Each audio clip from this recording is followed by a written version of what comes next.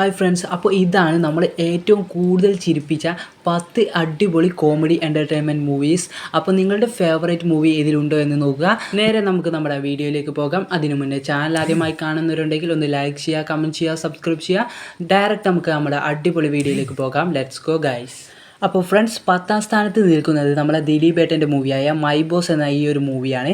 നിങ്ങളെല്ലാവരും കണ്ടിട്ടുണ്ടാവും എന്ന് വിചാരിക്കുന്നു. നല്ലൊരു കോമഡി എൻ്റർടൈൻമെൻറ്റ് മൂവി തന്നെയാണ്. ഇതുവരെ ഈ ഒരു സിനിമ കാണാത്തവരുണ്ടെന്നുണ്ടെങ്കിൽ ഇപ്പോൾ തന്നെ പോയി കാണാനായി ശ്രമിക്കുക. നല്ലൊരു അടിപൊളി മൂവി തന്നെയാണ്. അടുത്തതായി 9ാം സ്ഥാനത്ത് നിൽക്കുന്ന ഈ ഒരു മൂവി എന്ന് പറയുന്നത് ഇതാണ്, സന്മനസ്സുള്ളവർക്ക് സമാധാനം എന്ന ഈ ഒരു മൂവി. ലാലേട്ടൻ്റെയും ശ്രീനിവാസിൻ്റെയും ഒരു അടിപൊളി കിടിലൻ മൂവി തന്നെയാണ്. എല്ലാവരും പോയി കാണാനായിട്ട് ശ്രമിക്കുക. നല്ലൊരു കോമഡി എൻ്റർടൈൻമെൻറ്റ് മൂവി തന്നെയാണ്. അടുത്തതായി 8ാം സ്ഥാനത്ത് നിൽക്കുന്ന മൂവി എന്ന് പറയുന്നത് ഇതാണ്, തെങ്കാശിപ്പട്ടണം എന്ന് പറഞ്ഞ ഈ ഒരു മൂവി. സുരേഷ് ഗോപി, ദിലീപ് ഏട്ടൻ, ലാൽ, കാവ്യ മാധവൻ എന്നിവർ പ്രധാന കഥാപാത്രങ്ങളായി അഭിനയിച്ച നല്ലൊരു കോമഡി എൻ്റർടൈൻമെൻറ്റ് മൂവി തന്നെയാണ്. ഇതുവരെ കാണാത്തവരാരെങ്കിലും ഉണ്ടെങ്കിൽ എന്തായാലും പോയി കാണാനായിട്ട് ശ്രമിക്കുക. നല്ലൊരു അടിപൊളി കിടിലൻ മൂവി തന്നെയാണ്.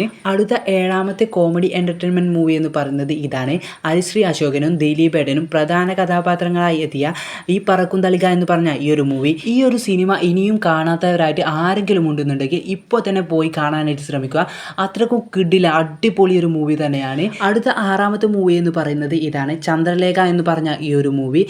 മോഹൻലാലും അതുപോലെ തന്നെ ശ്രീനിവാസനും അഭിനയിച്ച ഒരു കിടിലൻ മൂവി തന്നെയാണ്. മറ്റു അനവധി കഥാപാത്രങ്ങൾ അഭിനയിച്ച ഒരു കിടിലൻ കോമഡി എൻ്റർടൈൻമെൻറ്റ് മൂവി തന്നെയാണ്. മസ്റ്റ് വാച്ചാണ്. എല്ലാവരും പോയി കാണാനായിട്ട് ശ്രമിക്കുക. അടുത്ത 5ാം സ്ഥാനത്ത് നിൽക്കുന്ന കോമഡി എൻ്റർടൈൻമെൻറ്റ് മൂവി എന്ന് പറയുന്നത് ഇതാണ്, പഞ്ചാബി ഹൗസ് എന്ന് പറഞ്ഞ ഈ ഒരു മൂവി. ഇത് ഇതുവരെ കാണാത്തവരുണ്ടെന്നുണ്ടെങ്കിൽ അവർക്ക് വൻ നഷ്ടം തന്നെയാണ്. കാരണം അത്രയ്ക്ക് അധികം ചിരിപ്പിച്ചിട്ടുള്ള അടിപൊളി കിടില മൂവി തന്നെയാണ്. മസ്റ്റ് വാച്ചാണ്. എല്ലാവരും കാണാത്തവർ ആരെങ്കിലും ഉണ്ടെന്നുണ്ടെങ്കിൽ ഇപ്പോൾ തന്നെ പോയി കാണാനായിട്ട് ശ്രമിക്കുക. അത്രയ്ക്ക് കിടിലം അടിപൊളി മൂവി തന്നെയാണ്. അടുത്തതായി 4ാം സ്ഥാനത്ത് നിൽക്കുന്ന മൂവി ഇതാണ്, പട്ടണപ്രവേശം എന്ന് പറഞ്ഞ ഈ ഒരു മൂവി. മോഹൻലാലും ശ്രീനിവാസനും അഭിനയിച്ച ഒരു കിടിലം മൂവി തന്നെയാണ്. ഇതുവരെ കാണാത്തവർ ആരെങ്കിലും ഉണ്ടെന്നുണ്ടെങ്കിൽ ഇപ്പോൾ തന്നെ പോയി കാണാനായിട്ട് ശ്രമിക്കുക. നല്ലൊരു അടിപൊളി സിനിമ തന്നെയാണ്. അടുത്തതായിട്ട് 3ാം സ്ഥാനത്ത് നിൽക്കുന്നത് CID മൂസ എന്ന് പറഞ്ഞ ഈ ഒരു മൂവിയാണ്. ഞാൻ തന്നെ എത്രയോ പ്രാവശ്യം കണ്ടിട്ടുണ്ട്. അത്രയ്ക്ക് അടിപൊളി കിടിലൻ കോമഡി എൻ്റർടൈൻമെൻറ്റ് മൂവി തന്നെയാണ്.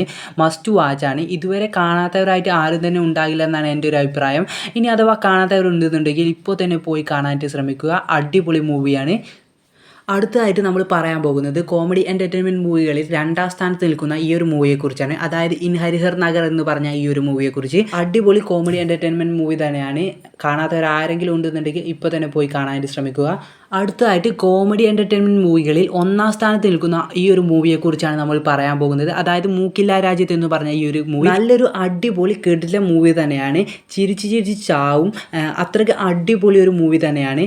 ഇനിയും ഇതുവരെ കാണാത്തവർ ആരെങ്കിലും ഉണ്ടെന്നുണ്ടെങ്കിൽ ഇപ്പോൾ തന്നെ പോയി കാണാനായിട്ട് ശ്രമിക്കുക. ഞാൻ എന്തായാലും ടോപ്പ് 10 എൻ്റർടൈൻമെൻറ്റ് മൂവി വീഡിയോ ഞാനിവിടെ വൈൻഡ് അപ്പ് ചെയ്യാൻ പോവുകയാണ്. വീഡിയോ ഇഷ്ടമായെന്ന് വിചാരിക്കുന്നു. വീഡിയോ ഇഷ്ടപ്പെട്ടാൽ ലൈക്ക് ചെയ്യുക, കമൻറ്റ് ചെയ്യുക, സബ്സ്ക്രൈബ് ചെയ്യുക. പുതിയൊരു വീഡിയോയുമായി വരുന്നത് വരെ എല്ലാവർക്കും ബൈ. ഇതെൻ്റെ ചാനലിലെ 19ാമത്തെ വീഡിയോ ആണ്.